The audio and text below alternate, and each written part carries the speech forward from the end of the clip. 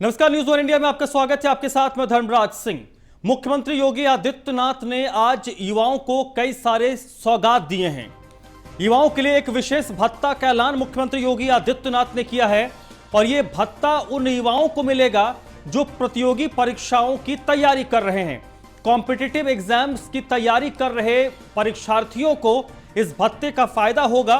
3 परीक्षाओं के लिए यह विशेष भत्ता मिलेगा और इसके लिए बाकायदा एक अलग से कोष बनाया जाएगा और इस कोष में 3000 करोड़ रुपए योगी सरकार की तरफ से दिए जाएंगे और इस कोष से उन युवाओं को फायदा होगा जो प्रतियोगी परीक्षाओं की तैयारी कर रहे हैं, कॉम्पिटिटिव एग्जाम्स की तैयारी कर रहे हैं।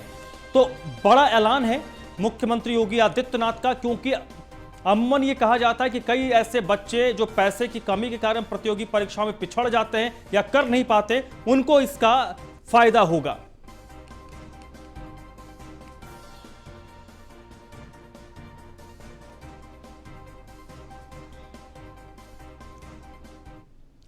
वहीं मुख्यमंत्री योगी आदित्यनाथ ने विपक्ष पर बड़ा हमला बोला है। विपक्ष पर हमला करते हुए योगी ने कहा है कि पहले कुछ लोग अयोध्या की तरफ झांकते नहीं थे, आज हर शख्स कह रहा है कि राम हमारे हैं। अयोध्या और राम को लेकर मुख्यमंत्री योगी आदित्यनाथ ने विपक्ष पर हमला करते हुए कहा है कि कुछ लोग ऐसे हैं जो पहले कभी अयोध्या की तरफ देखते नहीं थे, अयोध्या की तरफ झांकते नहीं थे, आज वही लोग ये कहते हुए नजर आ रहे हैं कि राम हमारे हैं। आज सबकी टोपियां उतर गई हैं। उनका निशाना मुख्य तौर पर कांग्रेस पार्टी और समाजवादी पार्टी की तरफ रहा है। राम और अयोध्या को लेकर मुख्यमंत्री योगी आदित्यनाथ ने विपक्ष पर सीधा सीधा हमला बोला है।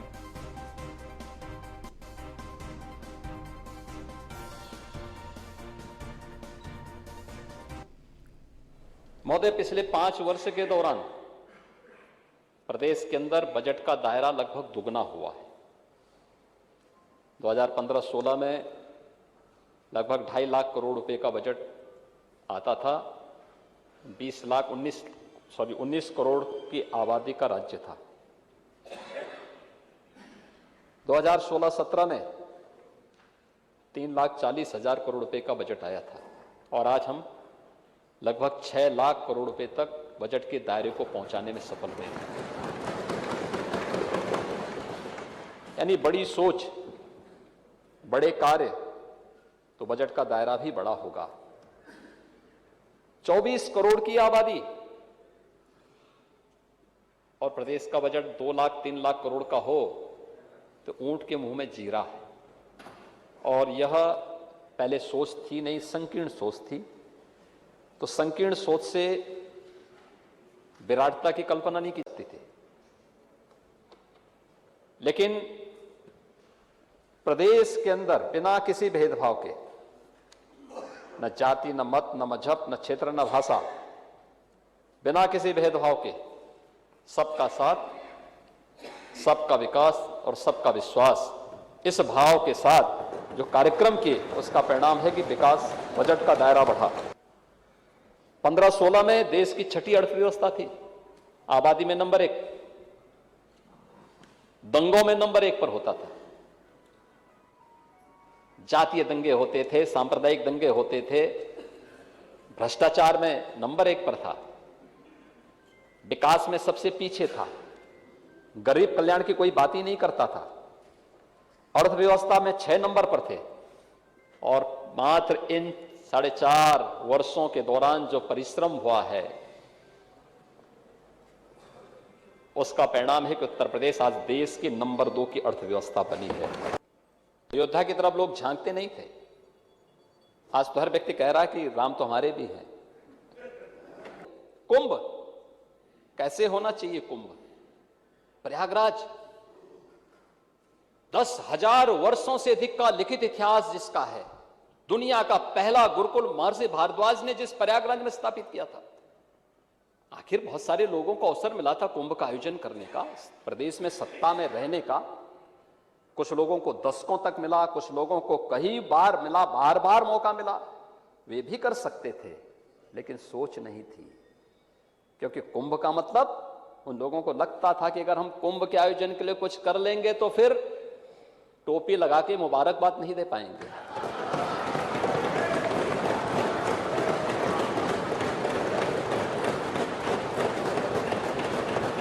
आज ये टोपियां उतर गई हैं सबकी,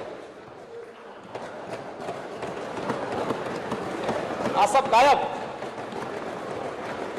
क्योंकि कुंभ ने सबको ढक दिया है।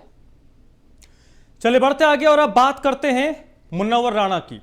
मुनव्वर राणा पिछले कुछ वक्त से अपने शेरो शायरी से कम अपने बयानों के कारण सुर्खियों में रह रहे हैं और एक बार फिर से उन्होंने तालिबान को लेकर जो बयान दिया है, जिसके बाद एक बार फिर से मुनव्वर राणा चर्चा में आ गए हैं। सीधे लखनऊ चलते हैं, जहां पर इस वक्त अश्विनी द्विवेदी मेरे सहयोगी जुड़ रहे हैं और उनके साथ मौजूद हैं मुनव्वर राणा। अश्विनी, सबसे पहला सवाल कि आखिरकार मुनव्वर राणा क्या कुछ सोचते हैं जो अफगान और तालिबान के बीच चल रहा है, अफगानिस्तान में जो पूरा सिनेरियो है उस पर उनकी सोच क्या है?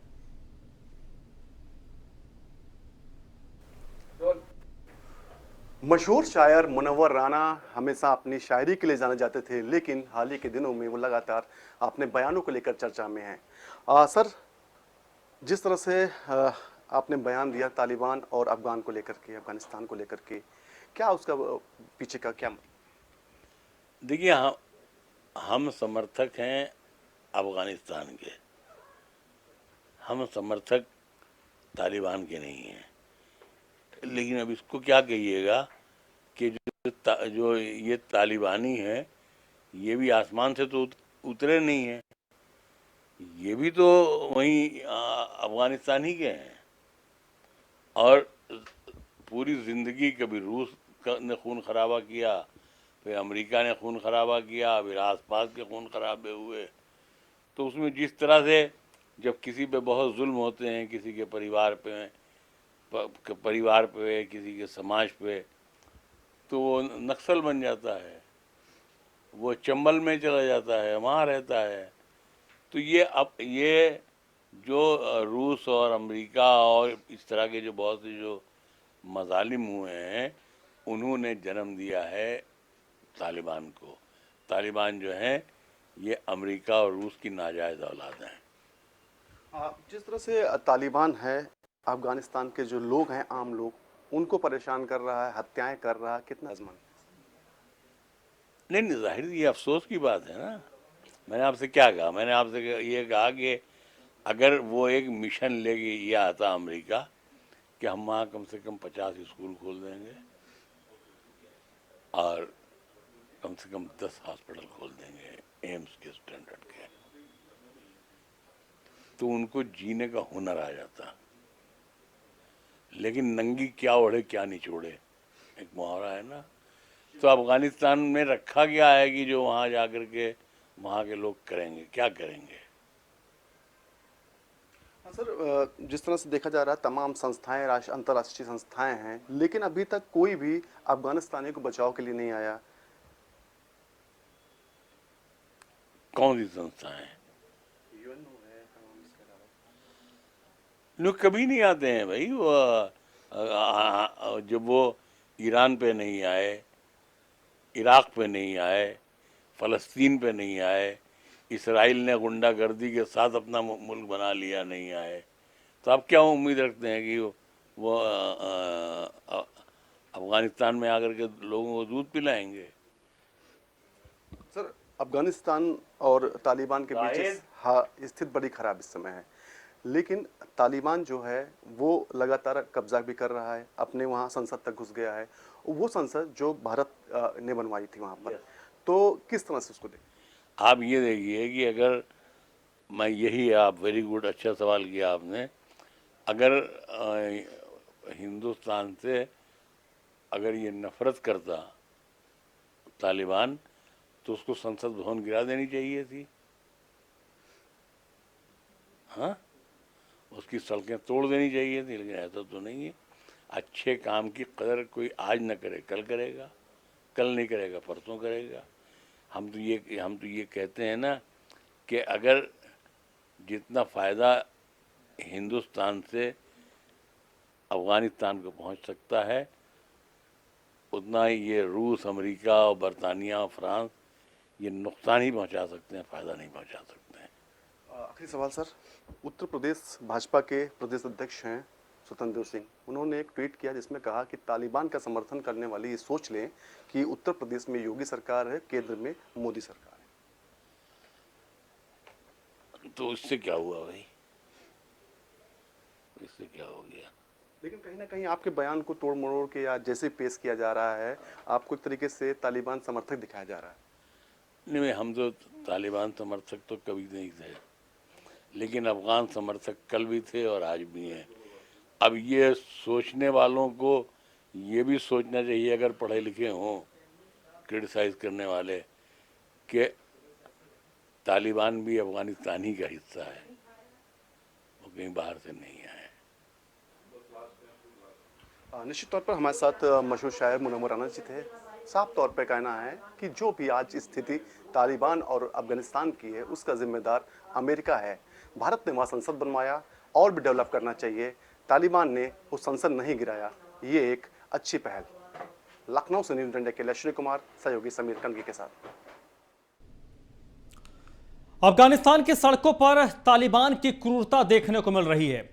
अफगानिस्तान में चीखते चिल्लाते महिलाएं और बच्चों की जो तस्वीरें आ रही हैं वो डरावनी है। अफगानिस्तान की सड़कों पर खुलेआम गोलियां बरसाई जा रही हैं। तालिबानी लड़ाके खुलेआम सड़कों पर गोलियां चला रहे हैं और जो लोग देश छोड़कर वापस जाना चाहते हैं उनको वापस लौटा रहे हैं। इस वक्त सभी लोग काबुल में एयरपोर्ट के पास मौजूद हैं और सभी लोगों की कोशिश है किसी तरीके से वो अपने देश से बाहर चले जाएं। हालांकि तालिबान अपनी नई छवि पेश करने की कोशिश कर रहा है, लेकिन अफगानिस्तान की सड़कों पर तालिबान का असली चेहरा नजर आ रहा है। रोजाना हर घंटे कुछ ना कुछ ऐसे वीडियो सामने आ रहे हैं। एक और वीडियो है जिसमें काबुल एयरपोर्ट में तालिबानी खुलेआम सड़कों पर गोलियां बरसा रहे हैं। वीडियो में बच्चे हैं, महिलाएं रोती बिलखती नजर आ रही हैं और अपनी जान बचाते हुए दिख रही हैं। ये जो वीडियो आप देख रहे हैं काबुल एयरपोर्ट का है, जहां पर बड़ी संख्या में लोग विमान में जाने के लिए जद्दोजहद कर रहे हैं। और इस वक्त जो काबुल का एयरपोर्ट है उसे यूएस आर्मी ने अपने टेक ओवर में किया हुआ है। और ये देखिए, बाहर बड़ी संख्या में लोग एयरपोर्ट के बाहर जुटे हुए हैं जो किसी भी तरीके से एयरपोर्ट के अंदर जाना चाहते हैं।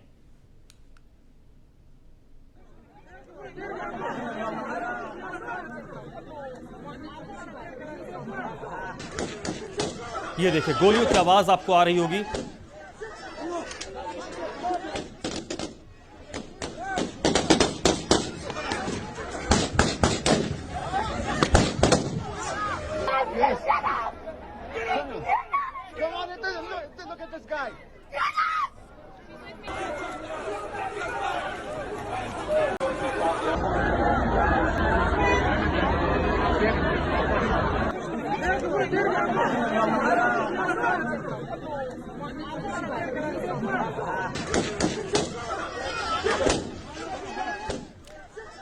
तो ये तस्वीरें जो आप देख रहे हैं ये काबुल एयरपोर्ट के बाहर की तस्वीर है। लोग किसी तरीके से एयरपोर्ट के अंदर दाखिल होना चाहते हैं क्योंकि उनको उम्मीद है कि अगर वो एयरपोर्ट के अंदर दाखिल हो जाएंगे तो वहां से किसी न किसी फ्लाइट में सवार होकर वो अफगानिस्तान की सरहद से बाहर निकल आएंगे और उनकी जान बच सकती है।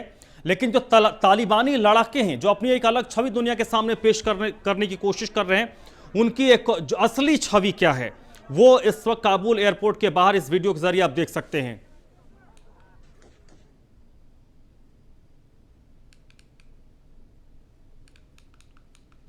तो अफगानिस्तान की सड़कों और एयरपोर्ट पर कैसा मंजर है ये तस्वीरें खुद ब खुद बयां कर रही हैं। सैटेलाइट से भी कुछ तस्वीरें ली गई हैं और इन तस्वीरों को देखिए कि किस कदर सड़कों पर भीड़ है और एयरपोर्ट पर जान बचाने के लिए रनवे पर हजारों लोगों की भीड़ नजर आ रही है। ये सैटेलाइट तस्वीर है, ये देखिए, ये रनवे है और रनवे में जो छोटे छोटे आप मार्क देख पा रहे हैं ये लोगों की संख्या है। ये देखिए, ये काबुल का कोई एक चौक है और ये सैटेलाइट इमेज इस पूरी कहानी को बता रहा है कि कैसे लोग किसी भी तरीके से अपनी जान बचाकर अफगानिस्तान की सीमा से, अफगानिस्तान की सरहद से बाहर निकलने की कोशिश कर रहे हैं।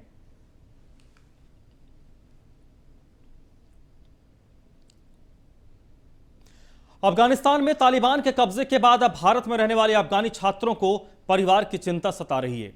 वाराणसी के काशी हिंदू विश्वविद्यालय में भी अफगान के 3 छात्र हैं जिनका अपने परिवार से संपर्क नहीं हो पा रहा है। ऐसे में ये छात्र भारत सरकार से गुहार लगा रहे हैं कि मुश्किल के इस घड़ी में भारत अफगानिस्तान की पहले की तरह मदद करता रहे। तालिबान का क्रूर चेहरा, अफगानी छात्रों को घर की चिंता, बीएचयू में अफगानिस्तान के कई छात्र, भारत सरकार से मदद की गुहार।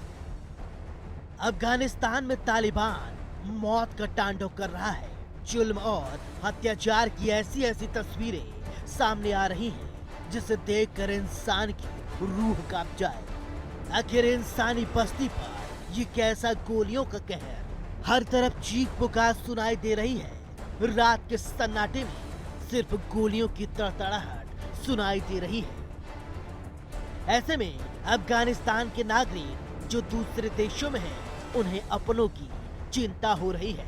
काशी विश्वविद्यालय में कई अफगानी छात्र पढ़ते हैं जिन्हें अपने परिवार की चिंता होने लगी है। चलिए आपको छात्रों की जुबानी ही सुनाते हैं।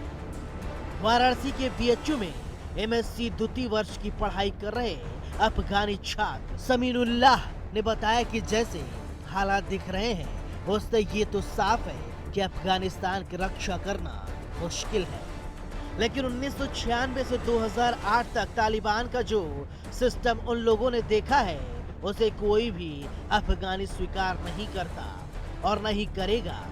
भारत से उनकी यही उम्मीद है वो अफगानिस्तान में अपने प्रोजेक्ट को जारी रखे और अफगानिस्तान की मदद करे। भाई अब अफगानिस्तान की सिचुएशन को इसका प्रोडिक्शन करना पॉसिबल नहीं है, पर जिस तरह हम तालिबान का 1996 से लेकर 2001 तक उनका जो सिस्टम था, उनका जो नज़रिया था, तो वो तो लोग एक्सेप्ट नहीं करते और ना करेंगे। उसके खिलाफ लोग लड़ेंगे। अब यही इंडिया से हम रिक्वेस्ट करते हैं कि वो अफ़गानिस्तान में अपना जो वो इंडिया का प्रोजेक्ट्स है उसको कंटिन्यू करे और अफ़गान यूथ कैपेसिटी बिल्डिंग में अपना हिस्सा ले। बीएचयू में पढ़ने वाले काबुल के रहने वाले स्टूडेंट शमीउल्लाह ने बताया कि अफगानिस्तान में तालिबान की सरकार को वहां की जनता स्वीकार नहीं करेगी। अफगान का नागरिक होने के नाते वो भी उस सरकार को स्वीकार नहीं कर सकता। देखिए जो हालात अभी बन गया है वहाँ पे, हम लोग का लीगल जो गवर्नमेंट था, जो डेमोक्रेसी के थ्रू आया था, लोगों ने वोट दे के चुना था, वो हटा दिए। तो इसका मतलब साफ है कि वो हम लोग का जो गवर्नमेंट हम लोग चाहते थे वो नहीं है। तो वो अपना गवर्नमेंट कभी है ही नहीं है, और जो फोर्सफुली आया है तो कभी एक्सेप्टेबल वहाँ के लोगों के लिए और मेरे लिए as a citizen of Afghanistan कभी भी एक्सेप्टेबल नहीं है। अफगानिस्तान की तस्वीर देखने के बाद दुनिया के कोने कोने में बसे अफगानियों को अपनों की चिंता हो रही है और गोलियों के तड़तड़ाहट और चीख पुकार के बीच ये चिंता होनी लाजमी भी है। न्यूज़ 1 इंडिया के लिए वाराणसी से सुजीत पटेल की रिपोर्ट।